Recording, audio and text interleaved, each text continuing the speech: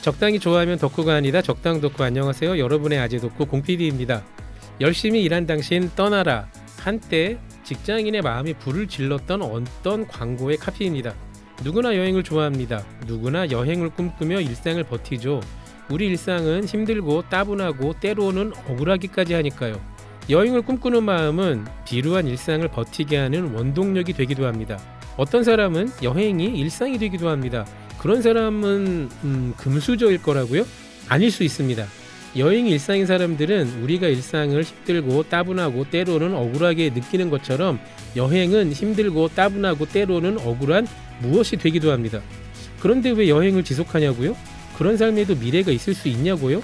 놀랍게도 세상에는 일상을 여행으로 채우는 사람들이 제법 있습니다. 그리고 이들은 의도하던 그렇지 않던 미니멀리스트가 되기도 합니다. 거창하게 미니멀리스트라고 하지 않아도 확실히 보통 사람들보다 소유욕은 적어집니다. 누구는 여행을 길 위의 학교라고도 합니다. 여행은 의외로 깨달음을 주기도 하니까요. 수동 킥보드만으로 세계 여행을 하는 여행자라면 킥보드 위에서 얻은 깨달음은 무엇이었을까요? 지금 확인하러 갑니다.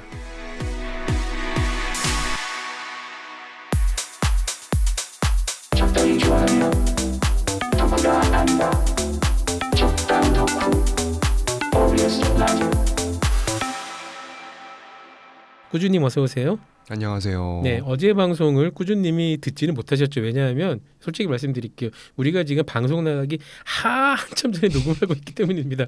아마 이 방송이 방송되고 있을 때쯤 꾸준님은 과연 어디에 계실까? 저도 궁금합니다. 그때쯤에 아마 태국에 네. 계시지 않을까? 태국에서도 OBS 주파수가 잡히겠죠? 전파는 잡힐 리가 없죠. 하지만 인터넷으로 그렇죠. 듣거나. 어플로 들으시면 되죠. 아, 어플로? 네, 앱으로 들으시면 됩니다. 제가 라이브가 아니죠. 본방 시간에 네, 맞춰서 태국에서 듣겠습니다. 그렇죠. 네. 어플로 들으셔도 되고 만약에 그걸 놓치셔도 걱정 안 하셔도 됩니다. 저희도 팟빵하고 너희튜브에다 업로드하거든요. 아, 그렇죠. 네, 그걸로 들으셔도 되니까. 네, 근데 굉장히 그 경험은 독특할 것 같아요. 저희가 방송 시간이 밤 9시라서 네, 그때까지 라이딩을 하시면 안 되겠지만, 안 되죠. 네, 만에 하나 그 어둡고 힘든 산길, 인적도 없는 드문 곳을 힘들게 가고 있다가 이제 이 방송을 듣고 그래. 요거 좀만 듣고 내가 힘내서 다시 가보자. 아니야, 그런 일은 안 생겨야 돼. 안 생겨야죠. 네, 제가 괜한 말을 했네요. 여행을 장기간 하시다 보니까 그거 느끼지 않으세요? 여행에서 가장 중요한 건 안전이구나. 맞아요.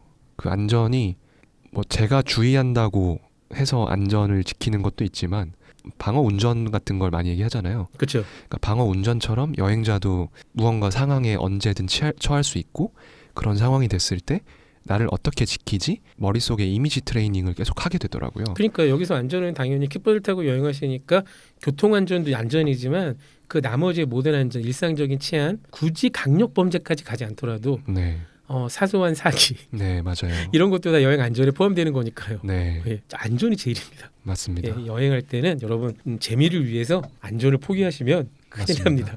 절대 그러지 마시고요. 다시 킥보드 여행으로 돌아와 볼게요.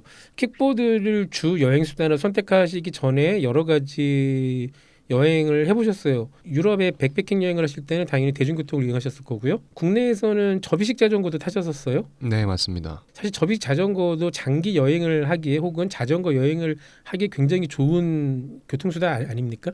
좋은 교통 수단이죠. 네. 접어서 어디든 갈 수 있고. 그렇죠. 타다가 힘들면 최악의 경우에 히치하이킹을 하거나 근데 그럼요. 자전거가 크면 트럭밖에 못 실지만 맞아요. 얘는 접으면 뭐 네, 내가 돈은 아깝지만 택시를 부르자 할 수도 있는 거고. 택시 탈 수 있죠. 네. 그래서 실제로도 접이식 자전거를 탈 때는 네. 서울 내에서 탈 때도 들고 나가서 열심히 타다가 마음 편하죠. 갑자기 친구를 만나요.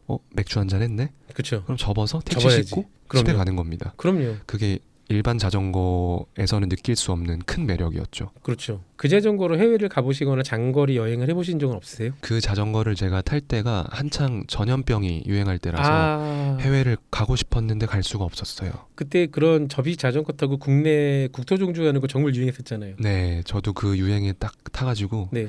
국토종주도 했었고. 하셨군요. 네, 그러면 국토종주도 어쨌건 인천에서 부산까지 633km니까 네. 보통 국토종주 해본 사람이면 아, 나 이거 타고 해외 한번 가볼까라는 생각을 너무 자연스럽게 하지 않습니까? 이게 그냥 저의 성격에서 또 나오는 것 같은데 국토종주라고 하면 인천에서 부산, 아라뱃길 같은 데를 지나서 낙동강까지 가는 그렇죠. 도장을 찍어가면서 그렇게들 가는데 그냥 저만의 방식으로 저만의 길로 국토종주를 하고 싶더라고요. 잠깐만요. 설마 해안선 따라 삼면을 도셨습니까?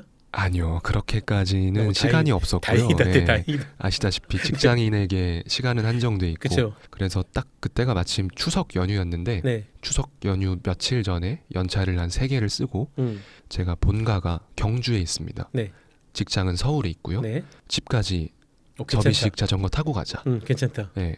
가면서 이제 도장도 찍고 할 수 있지만 그냥 내가 만든 길이야 이런 게 더 저한테 의미가 커서 여기서 도장이라는 건 국토종주 4대강 길로 다니다 보면은 거기를 지나갈 때 스탬프를 찍는 그런 인증센터를 말씀하시는 거고요. 네 맞아요. 그걸 다 찍으면은 아주 그럴듯한 굿즈를 받을 수 있거든요. 근데 네, 그걸 네, 포기하시고 네. 나는 그땐 더 연연하지 않아. 난 내 길로 갈 거야. 네, 그러니까 이게 저의 약간 괴짜 같은 성격인 거죠. 근데 그런 거 하면서 가면 더 좋을 텐데. 근데 꾸준님 그게 국토종주 인증센터 길로만 가면 그 길이 자전거를 타기 위해 가장 최적화된 길이잖아요. 맞아요. 근데 그 길을 굳이 안 가고 국도나 지방도로 섞어서 가는 거죠. 위험하셨을 텐데. 그렇죠. 그리고 더 힘들고. 더 힘들고 네. 위험한데 네. 아시잖아요. 끝나고 나면 더 성취감이 있고 네. 무언가 나만의 길을 또 하나 개척했다 라는 그런 마음으로 또 국내에서는 그런 접이식 자전거 타고 네. 뭐 그런 여행도 했었고 그래도 이화령은 넘으셨어야 할 텐데. 이화령은 열심히 넘었죠. 그렇죠. 그리고 이화령 딱 내려오면 문경이잖아요. 그렇죠. 문경이. 바로 문경 약국으로 가서 파스 주세요. 저 다 무릎이 이상해요. 그때 타셨던 그 접이식 자전거 기아 몇 단짜리였습니까? 설마 2단짜리는 아니었죠. 6단. 6단. 그나마 다행입니다. 2단이면 다행이네요. 이화령 못 갑니다. 기사님을 끌고 가야 됩니다. 네. 예, 이화령 국토종주길의 가장 높은 산은 아닌데요. 해발은 1000m도 안 되죠. 600, 700m밖에 안 되는데 한 평균 경사도 5%가 5km 정도까지 있어요. 그러니까 가다가 지칩니다. 네. 굉장히 사람을 피곤하게 만드는. 네. 그리고 올라가면 경치가 좋은데 올라가는 길 경치는 뭐 별거 없잖아요. 그렇죠. 또 저도 올라가는 길 경치를 기대하면서 갔는데 또 숲에 가려지고 거의 안 보입니다. 정상에 올라가야 그리고 보여요. 보이더라도 볼 정신이 없어요. 그쵸, 힘들어 죽겠는데. 그리고 여러분 잘하실 거예요. 자전거 타시는 분들 언덕길에서 한 번 쓰면요 그 다음에 못 올라갑니다. 맞아요. 그냥 꾸역꾸역 올라가야 돼요. 너무 힘들어요. 그 자전거의 매력을 느끼셨는데 그 자전거로 해외 여행을 갈 생각은 왜 안 하셨는지 이야기를 있었습니다. 그 이제 국내 여행을 접이식 자전거 타고 네. 여기저기 다녔었죠. 네. 당일치기로도 가고 기차 타고 가서 춘천에서 돌아다니고 의암호 맛있는 거 먹고 의암호 기가 막히죠. 의암호 둘레길. 그쵸. 네. 이제 기가 막힌 접이식 자전거 생활을 한 1년 정도 했는데 네. 근데 1년 정도 하고 나니까 권태기가 또 오더라고요. 자태기. 네, 흔히 자태기. 얘기하는 자전거 권태기. 현관문에 서 있는 그 자전거를 볼 때마다 아하. 괜히 죄책감이 들고 데리고 나가야 되는데 그런 압박이 들고 네. 그리고 무엇보다 제가 기계치예요. 아, 자전거를 타고 나면 당일에 바로 좀 클리닝도 해주고 그렇죠. 그렇게 해주는 게 좋잖아요. 더군다나 그 브랜드는 독자 네. 규격 부품들이 많아서 좀 더 세심하게 관리를 해줘야 됩니다. 네 맞아요. 그러니까 그 말은 이제 동네에 있는 자전거방, 자전거포를 가도 타이어 튜브나 부품이 아예 없어요. 네 맞아요. 그렇기 때문에 본인이 케어를 해야 됩니다. 네 그래서 전문 샵까지 찾아가는 것도 조금 부담으로 느껴지고. 그렇죠, 귀찮죠. 네, 맞습니다. 근데 또 제 성격상 집에서 그거를 정비하는 게 너무 힘들더라고. 근데 기계치라는 건 약간 의외인데요. 그렇게 장거리 해외 여행을 장거리 오래 하시는 분들은 굉장히 핸디한, 그러니까 잘 고치고 사소한 기계 트러블 이런 거 전자제품 IT에도 굉장히 해박하고 이런 분들이 많잖아요. 네 맞아요. 그리고 디자인 전공이시면 당연히 IT에 해박으실 수밖에 없고 네 그럼에도 불구하고 그런 물리적 기계는 잘 못 만지신다. 저는 제 손에 뭐가 묻는 게 싫더라고요. 그 키보드를 두드리고 마우스를 만지고 그런 건 다 좋은데 햄버거도 잘 안 드세요 그러면? 어떻게 하세요? 그렇구나. 햄버거를 좋아하지만 네. 왜 수제버거 집 가면 포크로 썰어 먹는 데 있잖아요. 그쵸. 칼로 썰어 먹고 네. 너무 좋아요. 그렇죠. 저도요. 네. 저도 그래서 버거 안 좋아합니다. 손에 그러세요? 묻는 게 싫어서요. 그러면 자전거 타시기가 쉽지 않으실 텐데. 그러니까 병적으로 관리를 하면 됩니다. 근데 제가 이따 저는- 녹음 끝나고 저 네. 자전거로 출퇴근하거든요. 제 자전거 보여드릴게요. 알겠습니다. 보시면 이해하실 겁니다. 네. 이 사람도 약간 환자구나라고 네. 이해하실 거예요. 그러니까 저도 그런 환자가 되고 싶었어요. 사실 네. 무언가 메카닉 이런 음. 부분들이 멋있기도 하잖아요. 이렇게 기름때 묻혀가면서 정비하고 이런 로망이 있었어요. 그렇군요. 근데 제 성격상 그게 안 되더라고요. 그래서 그런 시기를 겪으면서 네, 해외여행 할 때는 이거를 들고 가서 하는 거는 무리다. 타는 즐거움보다는 이거를 관리하고 운반하고 이런 스트레스가 더 크겠다. 최소한 타이어 튜브는 자가로 교환할 수 있어야 됩니다. 근데 그것도 할 수 있는데 음, 그 과정이 너무 괴로우셨구나. 힘들더라고요. 괴로우셨구나. 예. 이렇게 딱딱 맞아 떨어지는 게 아니고 어떻게든 요령을 찾아가고 해야 되는 그런 게 찾아가는 재미보다는 부담이 커서 접이식 자전거는 여기까지다. 알겠습니다. 본격적인 얘기를 들어가 보죠. 꾸준님이 최근에 브랜드처럼 밀고 있는 게 있어요. 슬로우 트래블. 네, 맞습니다. 근데 슬로우 트래블이라는 말은 꾸준히 만드신 말은 아니고 사실 굉장히 예전부터 많은 사람들이 했던 말이긴 하죠. 그쵸. 느림의 미학, 비움의 미학 이런 말들에서 파생된 거라고 할 수 있죠. 그리고 여행을 하는 방식에 대해서도 많은 분들이 고민을 하잖아요. 어떤 여행이 나에게 맞는 걸까? 아니면 어떤 여행이 세상에 메시지를 줄 수 있을까?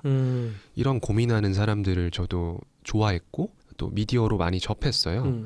시작은 그냥 어딘가에서 느껴지는 끌림, 본능적으로 하고 싶어 였지만 하다 보니까 그 마을버스 타고 세계 여행하신 작가님의 얘기를 들으면서는 그분이 여행하다 보니까 그분이 연세가 지금 60대이실 거예요. 지금은 그럴 거예요. 네. 그런데 여행하면서 이 마을버스가 폐차 직전에 마을버스를 구입해서 여행하는 게 뭔가 지금 인생 2막을 시작하는 나와 비슷한 모습이다 라는 게 느껴지셨고 이런 거에 공감하는 분들이 있을 수 있으니까 나만의 만족이 아니고 다른 분들에게 어떤 긍정적인 메시지를 줄 수 있겠다 이런 말씀을 하셨거든요. 이 마을버스 약간 부연을 드려야 될 것 같은데 여러분 청취자 여러분들이 마을버스를 누군가 구입해서 이거를 요새 유행하는 캠퍼밴처럼 안락하게 꾸민 건 아니고요. 비슷하게 하셨는데 그렇지 않습니다. 직접 그냥 잠을 잘 수 있게 정도면 개조하신 거예요. 그리고 마을버스 타고 세계 여행 가능하구나. 가능하죠. 가능한데 온갖 크고 작은 치안 문제에 직면합니다. 중남미뿐만이 아니라 유럽 같은 데 가서 차 서 있으면 차 유리를 깨고 그렇죠. 물건 훔쳐가는 건 굉장히 다반사고요. 그리고 만약에 이런 마을버스를 타고 파미르 하이웨이 같은 낯선 곳을 넘어간다고 치면요. 실제로 여러분 안 믿겠지만 지금 세상에도 산 적이 있습니다. 그냥 물건 뺏기는 정도가 아니라 목숨까지 위협받을 수 있는 그런 여행을 하신 분이세요.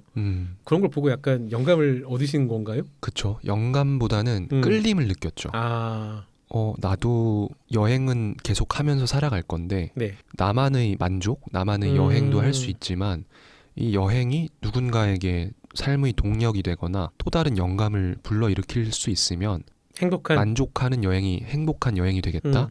그러니까 여행이라는 게 사실 가서 먹고 좋은 거 보고 충만감을 느끼고 그것도 좋은 여행이죠. 네, 이런 자기 만족을 하고 이게 중요하긴 하지만 여행을 좋아하시는 분들은 아마 느끼실 거예요.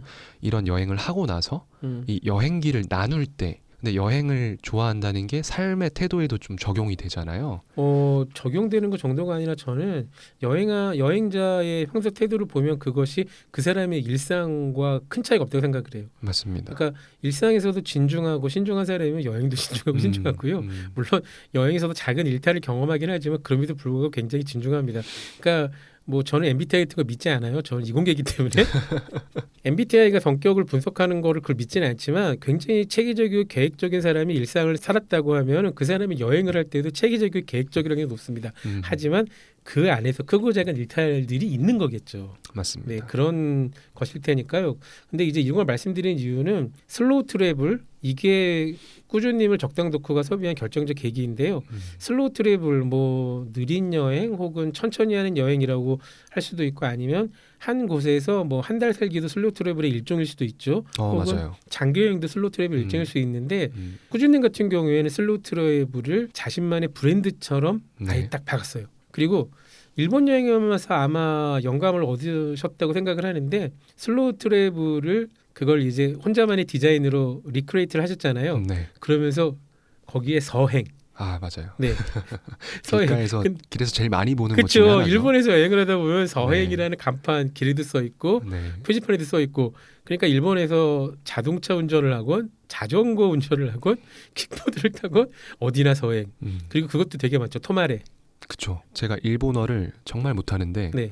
그건 이제 읽을 수 있더라고요. 토마레. 네, 너무 많이 보이니까. 토마레가 이제 우리말로는 이제 멈춰. 그게 이제 바닥에 써 있잖아요. 토마레는 주로. 네, 네, 바닥에 토마레 그 멈출 지자를 써서 네, 네. 네, 멈춰. 거기는 무조건 멈춰야 됩니다. 네. 아 이거 팁 하나 드려야겠구나. 일본 가서 자동차 렌터에서 운전하시는 분들 꽤 있잖아요. 길바닥에 토마레 멈춰라는 그러니까 멈출 지자가 써 있는 걸 보신다면은 무조건 멈춰야 됩니다. 사람이 있든 없든. 맞습니다. 네, 그리고 왜 그러냐면요. 물론 이제 교통신호를 잘 지키는 게 뭐 문명인의 기본이기도 하지만 벌금이 어마어마하고요. 일본은 매우 높은 확률로 사람들이 일단 멈춤을 어기는 지역에 경찰이 있을 확률이 매우 높습니다. 저도 많이 봤고요. 네, 벌금이 여러분이 생각하시는 것보다 상상을 초월해요. 그렇기 때문에 무조건 멈추라면 멈춰. 그리고 그만큼 많은 게 또 그거잖아요. 서행. 맞아요. 일본 말로 서행. 어디나 써 있는 서행. 네, 보통은 해외 여행을 가거나 했을 때 그런 표지판을 많이 보잖아요. 그렇죠. 근데 주로 슬로우 영어로 표시가 돼 있거나 아니면 그 픽토그램이라고 하죠. 그렇죠. 그림으로 천천히 가라고 알려주는데 또 일본은 그 독자적인 문화가 있다 보니까 한자를 많이 쓰니까. 한자, 히라가나 그렇죠. 이렇게만 딱 표시를 해둔 표지판들이 꽤 있어요. 그래서 사실 저는 서행을 처음에 못 읽었어요. 한자를 잘 몰라서. 근데 많이 보이고 그러다 보니까 저게 뭐지? 일단 라고. 행은 좀 많이 봤어. 그쵸. 익숙한 한자인데 그리고 또 유추해 보면 서도 아 우리가 서행할 때 선가? 네. 라고 알 수 있잖아요. 그런 식으로 늘 보면서 네. 그냥 생각으로만 음. 머릿속 어디에 이렇게 저장이 돼 있었는데 음, 여행하면서 슬로우 트래블, 뭐 느린 여행 음. 이런 거에 관심을 가지게 되고 네. 또 제가 디자이너로 일을 했었고 뭐 일뿐만 아니고 원래도 이렇게 뭐 그림을 그리거나 저녁에 여가 시간에 스케치를 하거나 이런 것들을 즐기는 편이거든요. 네. 근데 여행하면서 또 특히 밤에 혼자 여행하면 적적하지 않습니까? 이게 약간 예술하신 분들한테 부러운 점인데요. 그래도 저는 혼자 여행할 때 주로 기타를 들고 다니는 편이거든요. 아 좋은데요? 큰 기타는 힘들고 무거우니까 기타도 접을 수 있는 게 있습니다. 오. 그러니까 프레임 없는 프레임리스 기타들이 있어요. 네. 여행용 기타 그런 걸 들고 다니는데 근데 이제 그림 그리신 분 사실 제일 부러워요. 좀 그쵸. 스케치북 하나에다 이렇게 네. 쓱쓱 하는데 전 그림을 못 그리니까 좀 멋있어 보이기도 하고요. 그쵸. 그게 진짜 간지죠. 네. 요새 말로 그게 핵간지죠 진짜. 그렇죠. 저도 꼭 그거 해보고 싶은데 제가 공원에서 기타 들고 가서 혼자 기타는 가끔 쳐보거든요. 네네. 사람들이 모여요. 네. 그 경험이 있는데 근데 이거를 이자카야나 식당에서 못 하잖아요. 그렇죠. 근데 이자카야나 식당에서 딱 그 약간 주문하면 오래 걸린 음식 하나 시켜놓고 거기서 뭐 패드든 스케치북이든 꺼내서 뭔가 그린다고 쳐봐. 끄적끄적 하는 거죠. 약간 이게 금방 사람들하고 친해질 수 있을 것 같고 그리고 맞아요. 실제 네. 그려서 이렇게 거기 이제 일본은 가기 전에 마스터라 그러죠. 네. 그런 사람한테 주면은 또 이것도 맞아요. 굉장히 그걸 꼭 해보고 싶은데 안 되네요. 근데 꾸준님은 그게 되시는 거지 않습니까? 뭐 그림을 잘 그린다고 할 수는 없지만 좋아해서 음. 그런 식으로 밤에 이제 끄적끄적 하다 보니까 이런 걸로 사람들과 소통할 수 있지 않을까라는 생각을 하게 돼서 그래 그러면 뭐 티셔츠 이런 거에 한번 그려볼까 해서 그리기 시작했는데 그게 또 몇 개가 모이고 하다 보니까 그럴싸한데 거기서 나온 게 이제 슬로우 트래블이고 그거를 일본어로 뭐 슬로우 트래블의 일본어 번역이 서행은 아닌데 네. 그런 의미니까 네. 그래서 일본어 서행의 표지판 이미지를 차용해서 여러 가지 티셔츠나 네. 생활용 굿즈들을 네. 만드시고 그걸 출시하신 거잖아요. 네, 출시를 했죠. 네, 저도 샀습니다. 그런가요? 네, 저는 감사합니다. 심지어 섭외하기 전에 구입했습니다. 감사합니다. 그럼요. 네. 어떤 거 샀는지 물어보지 않으세요? 저 댓글에서 본 것 같아요. 네, 그렇군요. 네. 네, 저 티셔츠는 아니었고, 근데 저도 보자마자 서행, 저도 굉장히 많이 보던, 저도 일본을 한 200번 넘게 갔었거든요. 와, 네. 200번이나. 아니 200번 넘어요. 와. 300번까지는 안 되고 200, 300 사이인데 아무튼 일본에서 가장 많이 보던 표지판이 토마레하고 네. 서행이었으니까 근데 그걸 가지고 디자인을 오리지널 제품을 만든다는 건 상상도 해본 적이 없거든요. 그래서 이런 게 실제로 일본 2,000km를 킥보드라는 느린 여행 수단으로 했던 디자이너, 아티스트만이 할 수 있는 감성이 아닌가 해서 굉장히 신선했던 충격이었던 그런 기억이 납니다. 아유, 좋게 봐주셔서 감사합니다.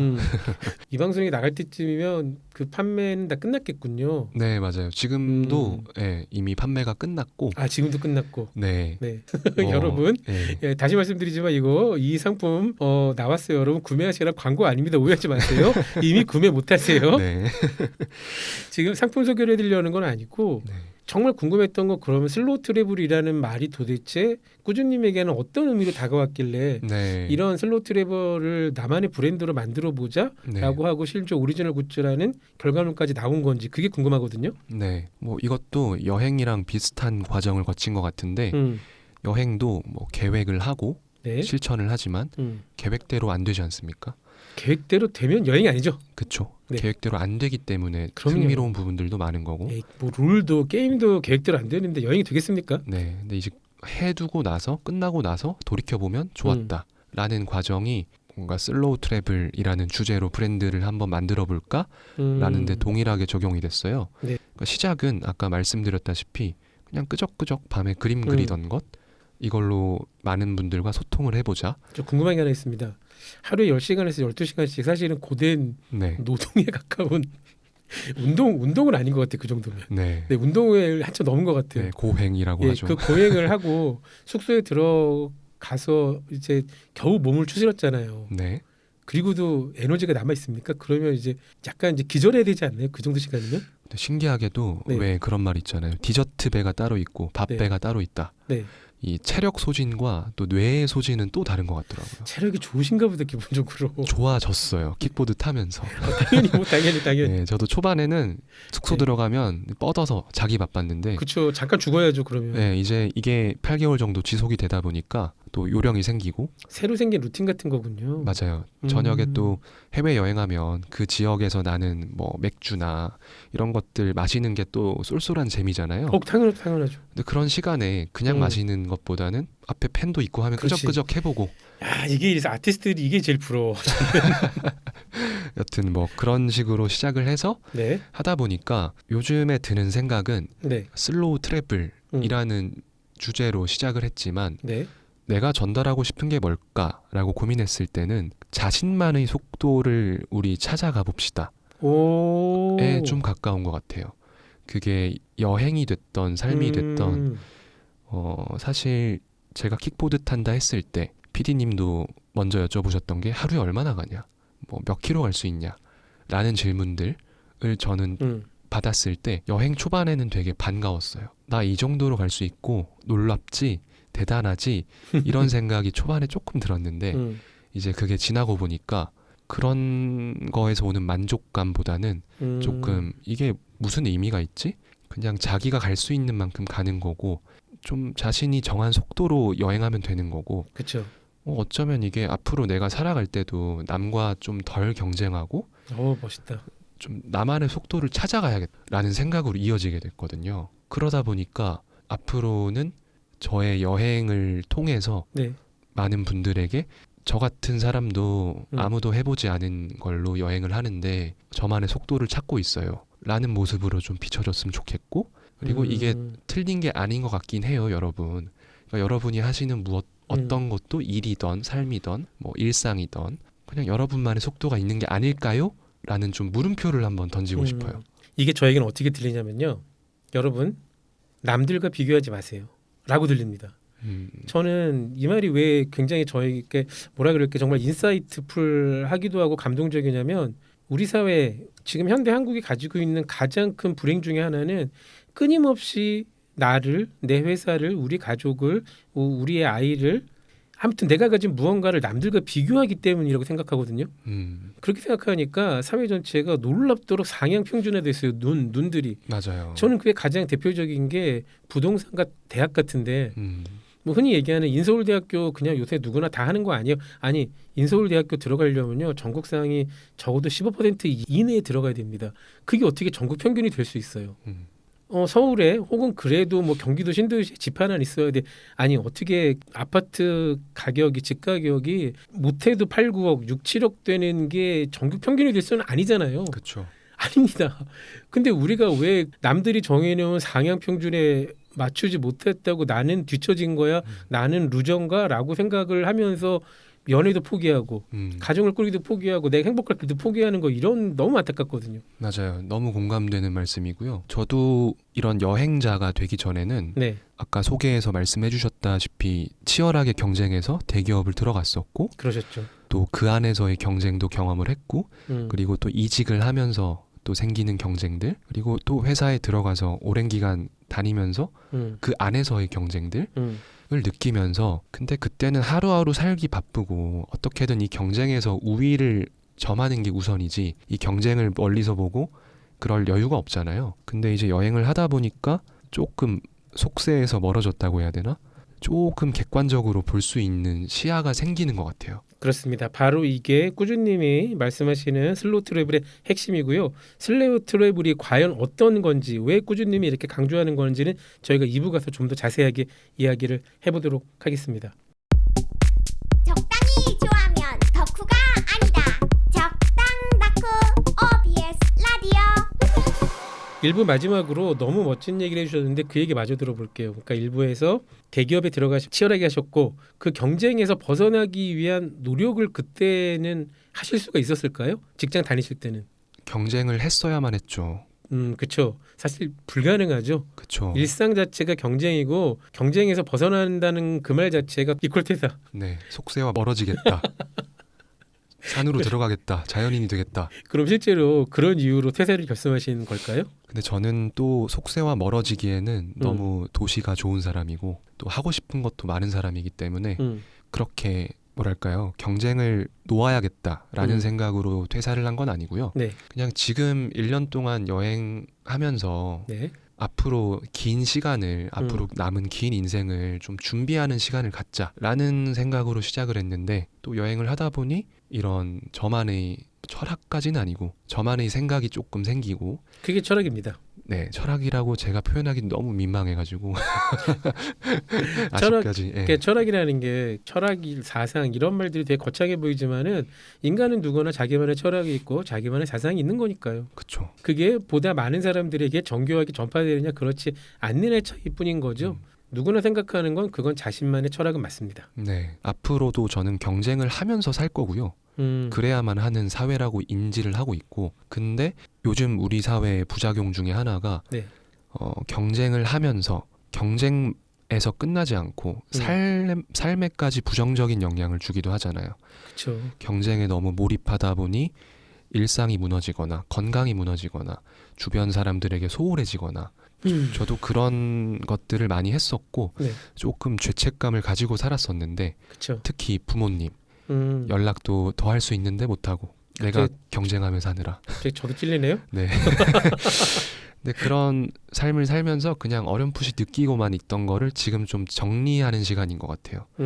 그래서 앞으로 또 여행이 끝나고 나면 경쟁을 하며 살겠죠. 근데 그럼에도 경쟁을 대하는 태도가 조금 달라질 것 같아서 최소한 경쟁을 슬로우하게 하겠다. 네, 경쟁은 하되 나의 삶, 내가 놓치지 말아야 될 것을 항상 생각하고 좀 살아갈 것 같아서 좀 그런 메시지를 나눠보자 라는 생각에 뭐 이런저런 활동을 하고 있고 앞으로도 뭐 여행을 통해서건 아니면 뭐 다른 방식으로건 좀 이런 메시지는 누군가 얘기해주면 좋겠다 라는 생각을 가지고 있습니다. 멋있습니다. 이제서야 저는 겨우 꾸준님이 얘기하시던 슬로우 트래블이 어떤 것이라 이렇게 조금 짐작이 돼요. 그리고 아마 이 얘기가 꾸준님의 너희튜브 채널을 통해서뿐만이 아니라 우리 OBS 적당 덕후 라디오 오디오 콘텐츠를 통해서도 많은 분들에게 굉장히 좋은 울림, 행복함, 깨달음 이런 걸 줄 것 같아요. 그런 점에서 저도 굉장히 재미있는 시간인 것 같고요. 슬로우 트래블에서 자연스럽게 미니멀리즘으로 얘기가 갈 수밖에 없을 것 같아요. 느림과 비움 둘 다 다루는 아주 좋은 시간인데요, 여기. 사실 대부분의 사람들이 느림, 비움 이런 키워드에 관심이 있긴 하잖아요. 그렇죠. 근데 실천하기가 조금 힘든 거죠. 실천하기도 힘들고 일단 심심해요. 그런 얘기를 듣고 있는 것은. 그렇죠. 근데 사실 그게 굉장히 어렵고 재미있다는 거는 우선 그거부터 여쭤봐야겠다. 일본 종주 휴대짐을 한번 콘텐츠에서 소개하셨어요. 네, 맞습니다. 평소에 이제 백팩을 메고 다니시는 거니까 그 백팩도 아니 저 백팩 아무리 봐도 장기 여행자의 백팩은 아닌데 기껏해야 30리터 넘지 않을 것 같았거든요. 네, 그 백팩은 20리터. 그렇죠. 20리터로 사실 뭐 3개월 이상 여행을 한다? 불가능하죠. 보통 상식으로는. 아 심지어 근데 그 20리터밖에 안 되는 백팩에 노트북도 있잖아요. 맞습니다. 노트북과 카메라와 카메라와 네, 뭐 이런 것들이 다 들어가 있죠. 여분의 배터리와 그리고 네. 또 그 여분의 스페어 배터리도 굉장히 큰 게 하나 분명히 들어가 있을 거고요. 네, 틀림없이 네, 충전 어댑터도 뭐 파워 딜리버리 기능이 상당히 큰 네. 가볍지 않은 어댑터는 분명히 있을 거고요. 맞습니다. 그러면 나머지 짐이라는 게 되게 뻔하잖아요. 일단 기본적으로 여분의 옷, 네, 여분의 의류가 반드시 있어야 되고요. 그리고 자전거용도 마찬가지고 킥보드도 마찬가지일 텐데 우천 대비를 하셔야 될 겁니다. 그렇죠. 우비 들어가죠. 당연히 그런 것들 들어갈 거고요. 근데 그렇게 따지면 아무리 생각해도 20리터는 택도 없거든요. 저도 그럴 거라고 생각했는데 네. 그래서 여행을 시작할 때는 배낭도 더 컸었고 배낭도 2개를 메고 다녔어요. 앞뒤로. 네, 앞뒤로. 대만과 베트남을 거치면서 네. 늘 쓰는 것만 쓰고 가방 맨 밑에 있는 거는 계속 밑에 있는 거예요. 혹시나 해서 챙겨갔던 어떤 것들, 혹시나 해서 챙겨갔던 여분의 옷, 여분의 신발 이런 것들을 5개월 정도 안 쓰는 저를 발견하고서 이제 안 들고 다녀도 되지 않을까? 아니 그럼 꾸준히 지금 일본 종주 컨텐츠를 보니까 옷을 한 벌만 입고 가세요. 네, 맞습니다. 그러니까 이게 아까 충격적인데 반바지 흔히 얘기하는 쇼츠라 그러는 반바지 하나에 네, 셔츠 하나만 입고 하루 종일 네, 정말 땀에 쩔어서 맞아요. 예 지금 입고 계시는 옷이 혹시 그 옷인가요? 저희가 맞습니다. 원래는 검은색이었던 것 같은데 지금 많이 회색에 가까운 햇볕에 바라고 그쵸. 뭐 맨날 빨래하다 보니까 당연하죠. 그렇게 돼버렸네요. 네. 그러면 이제 그 옷을 샤워할 때 그냥 바디워시 같은 걸로 씻어서 네. 그걸 말리는 게 아니라 사실 이런 얘기를 하는 게 너무 저도 즐거운데 네 이게 구체적으로 들어가면 되게 지저분해지거든요. 아니요. 근데 이 얘기는 사실 그 아실지는 모르겠지만은 네. 그 유명한 여행 작가의 이제 크리에이터인 선배 크리에이터인 미니멀 유머미 박 작가님 혹시 아세요? 박건호 작가? 알죠. 그분 영향을 좀 받으신 겁니까? 그분을 굉장히 좋아하고 아, 사실 여행을 하기 이전에 그분의 생활이 멋있어서 좀 그런 미니멀리즘이라고 하죠. 그런 주제에 늘 관심을 가지고 있었어요. 그러니까 미니멀 유머미 박 작가라는 분이 여행 작가이기도 하면서 그 너튜브 크리에이터인데요. 이분도 최근에 산티아고 순례길을 또 갔다 오셨는데 이번에는 아예 가방을 안 가져가셨어요. 네, 저도 봤습니다. 네. 그 입는 배낭이라 그래야 되나? 그 옷에 포켓이 되게 많은데 거기에 노트북부터 여분의 옷까지. 근데 이분이 여행을 그렇게 하세요. 꽤 오래 전부터 그냥 옷 입은 그대로 여행하고 숙소에 들어가서 샤워할 때 그 옷을 빨아서 그대로 입고 채울로 말리는. 그래서 이 얘기를 똑같이 꾸준히 하시는 걸 보고 저 깜짝 놀라서 저 그 박 작가님하고도 콘텐츠를 만들어 본 적이 있었거든요. 아, 다른 그러시군요. 행사에서 네. 예. 이건 박건우 작가니까 가능하겠지. 현실에서 이런 걸 할 사람이 네. 어딨어. 궁극의 미니멀리스트시니까 하시겠지. 네. 그렇죠. 그리고 이분이야말로 진짜 미니멀리즘이 약간 브랜드가 된 분이잖아요. 맞습니다. 실제 지금 정말 소유 없이 지금 전 세계를 여행하시면서 지내시는 분이고, 근데 제가 이렇게 실천하는 사람 한 명 더 알게 된 거거든요. 저도 처음에 결심할 때 쉽지는 않으셨을 것 같아요. 결심할 때 쉽지 않았고 네, 이게 일상에서는 결심했어도 실천을 못했을 것 같아요. 옷을 한 벌만 입고 다닌다는 거. 일단 회사 생활할 때는 사람들이 수근수근 되겠죠. 수근수근. 그렇죠. 약구전 그리고 수근수근. 상황에 맞는 옷들도 필요한 거고. 그렇죠. 근데 여행을 하니까 다른 사람들의 시선을 좀 덜 의식하게 되고 그리고 사실 여행하다 보면 그날 어디서 자고 뭘 먹고 이런 생존 욕구라고 해야 되나요? 생존 본능 이런 것들이 가장 강하기 때문에 그렇죠. 내가 뭘 입고 있는지 내 모습이 지금 어떤지 이런 것들을 자연스레 좀 내려놓게 되더라고요. 그래서 이때다 싶어서 내가 멋있다고 생각했던 그 박 작가님 미니멀 유목민 님이 하셨던 방식을 지금 적용해보는 것 또한 이번 여행에서 내가 얻을 수 있는 것 중에 큰 거구나. 최소한 대만 여행 처음 시작하실 때는 그렇지는 않으셨던 거죠. 않았죠. 옷을 갈아입으면서 네. 빨래해서 방에 널어두고 그렇게 생활을 했었는데 네. 점점 이제 여행이 하나씩 더 요소들이 들어오면서 조금 더 풍요로워지는 것 같아요. 그 중에 하나가 이런 미니멀리즘 같은 것도 시도해보고. 이거 굉장히 멋있으면서 모순적인 이야기시네요. 그러니까 여행이 풍부해지는 순간은 오히려 내가 많이 버림으로써 여행이 풍부해진다는 얘기. 이 얘기는 선뜻 납득이 안 가면서도 그럴 수 있을 것 같기도 하고 네. 지금 가지고 계신 거는 그럼에도 불구하고 꼭 필요한 것들이 있잖아요. 이를테면 뭐 그 스킨 로션 같은 거 다 필요 없이 뭐 토탈 패키지 하나만 가지고 있다고 하더라도 선블럭, 그쵸. 선크림 반드시 써야 되고요. 그렇죠. 여러분 지금 최근에 일본 여행을 야외에서 3개월 정도 보내신 거잖아요. 그런 거 치고는 그렇게 많이 타진 않으셨어요. 요즘 선크림이 아주 잘 나와요. 그러니까 그렇게 필수적으로 챙길 수밖에 없는 것들이 있지 않습니까? 네. 그 좀 짐 소개해 주세요. 이번에 어떻게 꾸리셨는지 간단하게. 짐 소개요. 네. 사실 품목으로 따지면 네. 모든 대부분의 사람이 여행 갈 때 들고 다니는 거 다 음. 들고 다닙니다. 말씀하셨던 뭐 스킨 로션, 그리고 얼굴에 바르는 선크림, 네. 뭐 그리고 뭐 기본적인 위생 관리하는 도구들, 뭐 손톱깎이나 뭐 눈썹 칼, 그리고 옷, 방한 대책들, 경량 패딩 같은 것도 가지고 그렇죠. 계시던가요? 경량 패딩과 이제 긴 바지, 뭐 음. 양말 이런 것들을 들고 다니는데 네. 그럼에도 짐을 줄일 수 있었던 거는 혹시나 만약에 라는 생각이 드는 순간 그거는 다 뺐어요. 아. 예를 들면 선크림도 이거 다 쓰면 한 통 더 있어야 되니까 라고 들고 다녔던 거를 그냥 한 통만 다 쓰면 현지에서 구하지 그렇죠. 사면 되지 뭐. 왜 못 구해? 그런 생각을 하게 됐고 또 뭐 위생 관리 같은 것도 사실 저는 손톱깎이, 귀이개, 뭐 눈썹 칼, 쪽집게 이런 여행할 때 잘 안 들고 다니는 것들도 들고 다녀요. 장기 여행자에게 필수죠.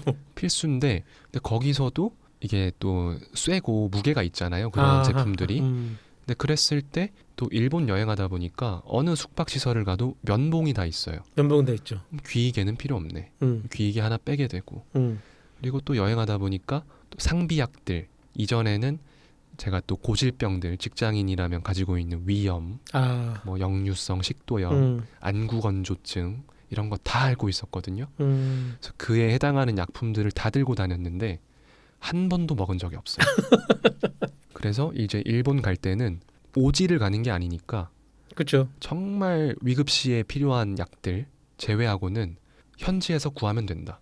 그렇죠. 그렇죠. 라는 생각에 그런 맞습니다. 약품들도 줄이게 됐고 좀 그런 식으로 혹시나 만약에 라는 생각이 드는 물건들을 빼다 보니까 그래도 밴드 영어로는 밴드에이드죠. 우리말로는 땡땡 밴드. 네. 그런 건 항상 가지고 다니시죠. 이게 청취자분들에게는 가지고 다니시는 게 좋다고 말하고 싶은데 제가 안 들고 다녀서 아, 그렇구나. 이걸 어떻게 말해야 될지 모르겠는데 네. 뭐 당연히 좀 인프라가 조금 덜 구축된 국가나 지역에 가면 그런 것들을 일부러 사서 며칠 들고 다니죠. 근데 일상에서 전 여행이 일상이 돼버렸으니까 그렇죠.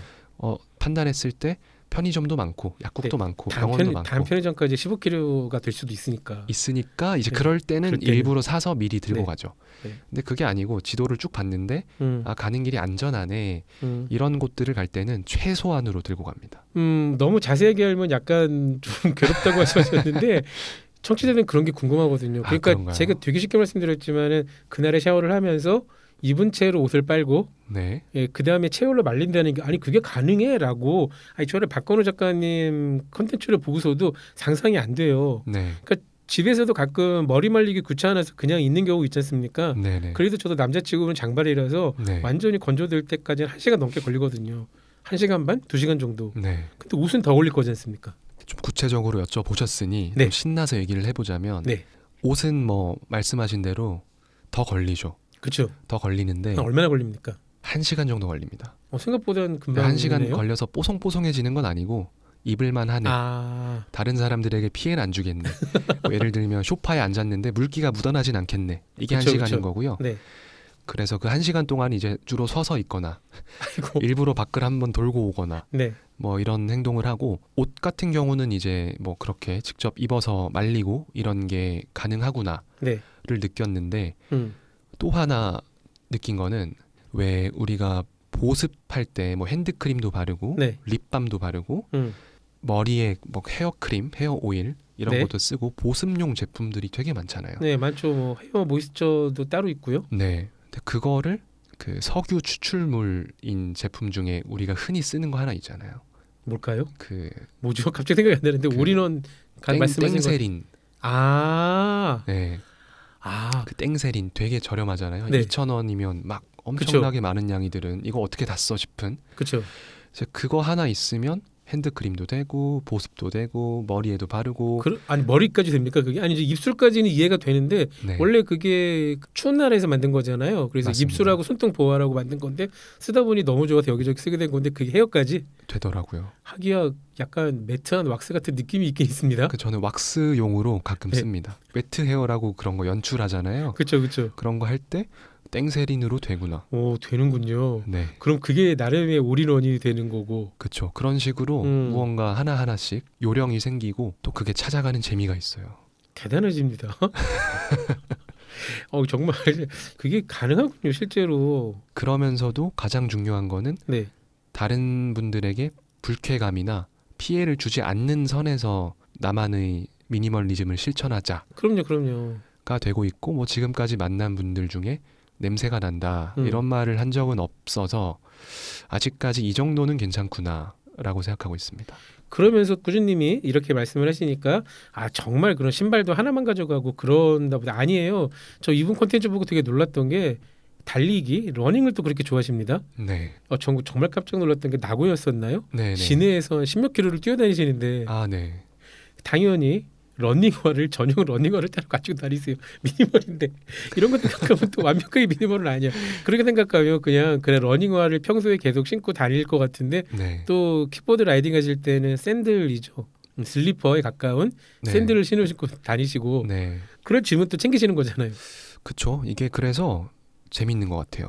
그러니까 보통 뭐 비움, 미니멀리즘 이렇게 하면 어느 정도까지 비우고 뭐 집에 수건은 몇 장 있고 뭐 의자는 몇 개 있고 이런 수치적으로 생각을 하게 되는데 근데 저는 그것보다는 본인이 필요성을 느끼는 거는 두 대. 이건 없어도 돼 하는 것들을 비우는 거구나 라는 거를 여행하면서 느끼고 있어요. 저는 이렇게 말씀드릴 수 있을 것 같아요. 내가 정말 좋아하는 그 무엇은 포기하지 않아도 된다. 그럼요. 그러니까 내가 좋아하는 것까지 포기하고 비우는 것이 미니멀리즘이 아니다. 그렇죠. 그러니까 오히려 어떻게 생각하니까 미니멀리즘이야말로 가장 자기 취향을 확실하게 알아야 네. 실행할 수 있는 그 무엇이 아닌가라고 생각이 됩니다. 네. 그래서 저는 그런 생각도 했어요. 이게 미니멀리즘이라는 단어가 좀 한때 유행도 했었고 조금 과포장된 느낌도 들어요. 이제는. 그렇죠. 너무 접근하기 어렵고 진입 장벽도 높고 근데 그게 아니고 그냥 우리가 방 청소 가끔 하잖아요. 그러니까요. 방 청소 하듯이 그냥 시작하면 되는 거라고 생각이 드는데 그래서 뭔가 미니멀리즘 이런 단어도 좋지만 취향 찾아가기 맞아요. 정말 그렇습니다. 나의 라이프 스타일 찾아가기 이런 거의 일환인 것 같아요. 더 쉽게 얘기하면은 짜장면을 먹을까 짬뽕을 먹을까 우리 항상 고민하잖아요. 그렇죠. 근데 그날의 자기 취향을 명확히 알고 있어요. 오늘 내 기분은 고기 짬뽕이야. 고기. 그리고 자기 취향이라는 게 나는 평생 짜장면이나 짬뽕에 정해진 것도 아니지 않습니까? 맞아요. 그러니까 그날 상황에 따라서 조금씩 달라질 텐데 진짜 문제는 내가 오늘의 나를 모르기 때문에 결정 장애가 일어나는 거거든요. 그러니까 나는 짬짜면을 먹고 싶고 물론 짬짜면 먹는 분들 비난하는 거 아닙니다. 너무 오해하지 마세요. 그것도 굉장히 좋은 선택이죠. 네. 근데 이제 우리가 가지고 있는 흔히 맥시멀리스트 혹은 비움 이런 걸 못하는 이유 사실 그렇게 생각하면 우리가 퇴사를 결심하지 못하는 이유도 그거죠. 내가 진짜 어디까지 포기할 줄을 모르니까 네. 이거 저에게도 그건 청년들만 고민하는 거 아닙니다. 아, 중년도 똑같이 고민해요. 네.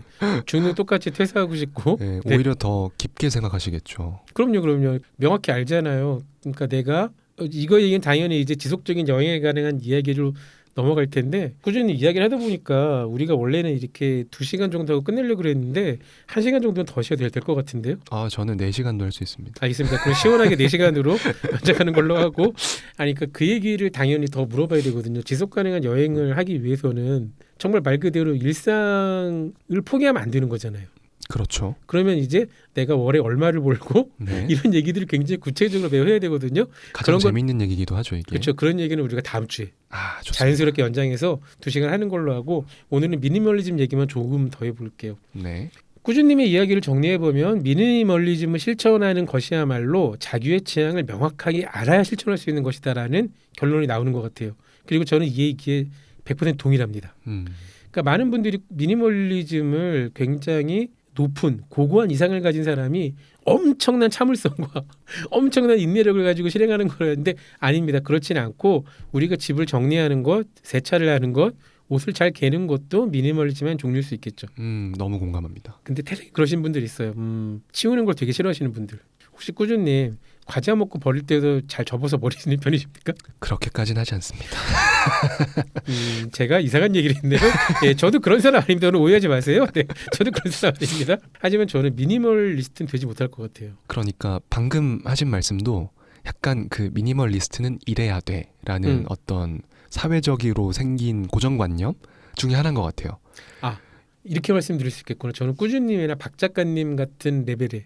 그러니까 저도 제 나름대로의 미니멀리즘은 실현하려고 노력을 많이 하거든요. 이를테면 저는 2개월, 3개월 단위로 집에 있는 쓸데없는 것들을 버리거나 중고 시장에 내놓거나 책 같은 경우에는 1년에 2번 정도로 지역 도서관에 기증하고요. 근데 그렇지 않으면 뭐 딱히 신념이 있어서 그런 건 아니고 공간이 언제나 부족해져요. 그러니까 거기서도 짐을 늘리려면 제가 지금 사는 집보다 더 넓은 집으로 끊임없이 이사를 해야 되는데 그것보다는 비우는 게 더 네. 효율적이고 쾌감도 있고 쾌감도 있지만 그게 실현 가능하죠. 그러니까 집을 더 늘린다는 거는 제가 그만큼 돈이 불가능하잖아요. 맞아요. 그런 정도에서 미니멀리즘을 실현하고 있지만 여행 갈 때 옷을 한 벌만으로 한다는 거 저는 이제 생각하기는 어려운 레벨인 것 같고 그 박 작가님 네. 이 한 벌로 여행하시는 모습을 보고 한 벌로 그분은 거의 삶을 살아가시죠. 그렇죠. 근데 그분을 보고 저게 돼? 저렇게까지? 라고 생각을 했는데 또 해보는 것과 생각하는 것은 차이가 있잖아요. 해보니까 저는 감히 제가 추천을 할 수는 없지만 뭐 한 번쯤 하루쯤은 어디 여행을 갔는데 옷을 안 들고 왔네? 그러면 그날은 이제 같은 옷을 한번 빨아서 입어볼까? 정도로 해보는 거는 되게 흥미로운 일일 수 있겠다는 생각이 듭니다. 저도 솔직히 고백하건데 박 작가님을 따라서 해볼 생각 못했고요. 어떤 생각을 해봤냐면 혹시 꾸준히 회사로 출장 온다는 말 아십니까? 회사로 출장을 온다. 네. 처음 들었는데 네, 유사 경험이 있어서 그쵸. 바로 촉이 오네요. 네. 저도 이제 회사로 출장을 가끔 오는데요. 네. 짧게는 2박 3일, 뭐 길게는 4박 5일까지. 아유, 길게 오시네요. 저는 1박 2일이 맥시멈이었는데.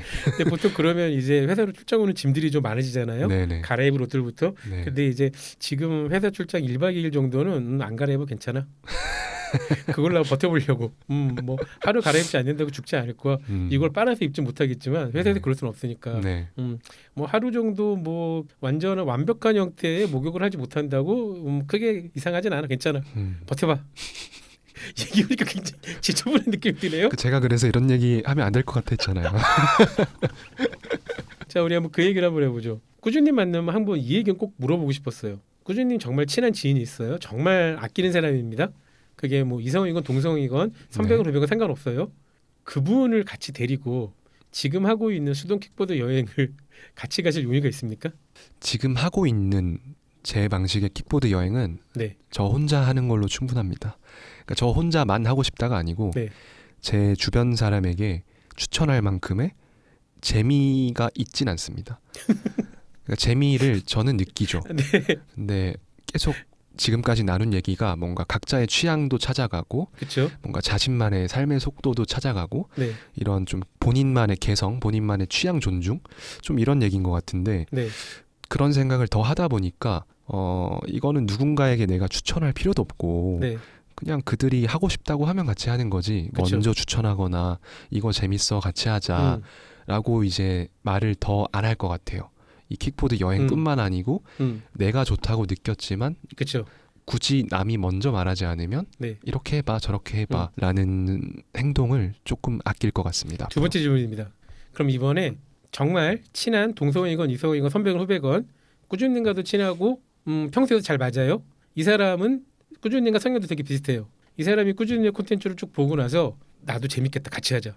친구야 뭐 동생 형 우리 같이 가. 나도 같이 가. 나도 데려가줘. 나도 할 수 있어. 라고 하면 같이 가실 겁니까? 너무 환영이죠.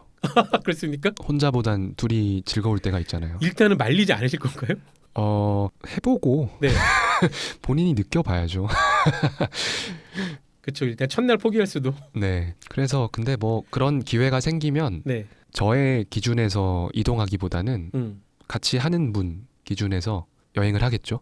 그분의 체력도 모르고 그렇죠. 그분의 여행 스타일도 모르니까 어쨌든 제가 하는 방식에 동참해 주시는 거니까 네. 제가 더 그분의 성향에 맞춰서 즐겁게 여행을 해보고 싶은 생각은 있습니다. 네. 근데 그분이 막 70리터 배낭을 앞뒤로 메고 네, 노트북뿐만이 아니라 패드까지 2개 더 막 네, 가져오고 뭐 다 괜찮은데 네.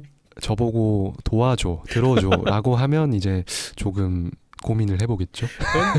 너는 많이 해서 나보다 체력이 좋을 거잖아. 이거 하나 더 들어줘야 되는 거 아니야? 예, 그러면 이제 다음 날은 따로 다니는 걸로. 알겠습니다.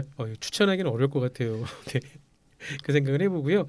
자연스럽게 우리 꾸준님과의 재미있는 얘기는 다음 주까지 한 주 더 연장을 해보는 걸 하겠습니다. 2시간 더 해주셔야 되고요. 좋습니다. 예, 그나저나 그러면 한국에는 언제까지 계시는 거예요? 다음 주까지는 계신가요? 그 출국일을 정하진 않았는데 정하지 않으셨군요. 예, 아시다시피 제가 배낭여행자, 네. 예산이 빠듯한 배낭여행자이기 때문에 지금 한국에서 사실 여행 경비 마련하라고 좀 물류센터도 그저께 잠시 가서 일용직 좀 하고 왔고 아, 지금 일하고 계시군요. 예, 좀 그런 것들도 하고 어느 정도 이제 다음 여행이 준비가 됐을 때 네. 항공권 저렴한 날로 떠날 그렇죠. 예정입니다. 알겠습니다. 다행입니다.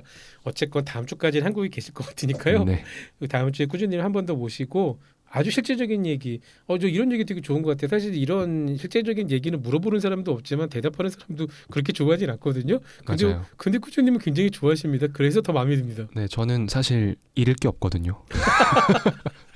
알겠습니다. 네, 여러분은 지금 OBS 라디오 적당 덕후를 듣고 계시고요. 꾸준님은 다음 주에 한 번 더 모신다는 공약 꼭 드리고요. 언젠가 긴 여행을 마치고 우리 앞에 다시 돌아온 꾸준님을 그때 다시 한번 꼭 모셔보고 싶다는 생각이 듭니다. 적당히 좋아요. 덕후가 아니다. 적당 덕후. OBS 라디오. 적당 덕후? 적당 덕후가 뭐예요? 이거 설마 프로그램 이름이에요? 뮤직 익스프레스의 지타민 DJ 지유 아나운서. 왜요? 어때서요? 많이 이상해요? 이상하죠. 프로그램 이름에 덕후가 왜 들어가요? 덕후가 만들고 덕후가 출연합니다만 선배님이 덕후세요? 출연하시는 분들도 덕후고요? 그럼요. 어엿한 덕후가 성공한 덕후의 이야기를 듣는 거죠. 덕후는 알겠고요. 그럼 적당은 뭡니까? 적당히. 덕후는 적당히 좋아하는 법을 모르니까요. 그래서 적당히 좋아하면 덕후가 아니다. 적당 덕후. 덕후 냄새 나요. 맞습니다. 머리부터 발끝까지 덕후 향기 가득한 정력 충만 콘텐츠입니다만 매주 토요일 일요일 밤 9시 적당 덕후. 적당